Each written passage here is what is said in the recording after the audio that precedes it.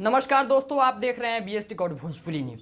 आप लोगों से बता देना चाहते हैं कि भोजपुरी में फिर से एक अलग लेवल का बोलबम सॉन्ग जो कि आने वाला है, जो कि उस गाने को गाए हुए हैं आप लोगों के चहेता सुपरस्टार धनंजय धड़कन जी, जो कि बहुत अच्छा गाना गाए हुए हैं, जिस गाने का नाम है कंवरिया धक्का मारता। दोस्तों बोलबम का जो सीजन अब चालू होने वाला है, उस पर पहला सॉन्ग धनंजय धड़कन जी का 2022 का जो आने वाला है, जिस गाने का नाम है कंवरिया धक्का मारता, जो कि वो गाना फटाफट वायरल भोजपुरी के माध्यम से छोड़ा जाएगा, जिसका डेट अभी तक क्लियर नहीं किया गया है कि किस दिन किस तारीख को वो गाना को रिलीज किया जाएगा। लेकिन उस गाने का नाम जो कि टाइटल है, उस टाइटल का नाम है कंवरिया धक्का मारता, जो कि फटाफट वायरल भोजपुरी के माध्यम से आएगा। उस गाने को गाए हुए हैं धनंजय धड़कन जी और शिवानी सिंह जी, और उस गाने का जो कि गीत लिखे हुए हैं, जिसके गीतकार हैं कुमार सोनू जी, और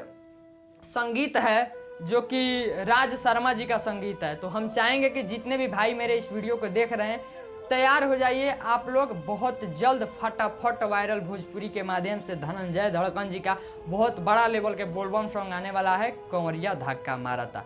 तो बस आप लोग ऐसे ही प्यार दुलार उनके ऊपर देते रहिए, बरसाते रहिए। आपका भाई विक्की सिंह, आप देख रहे हैं BS रिकॉर्ड भोजपुरी न्यूज़।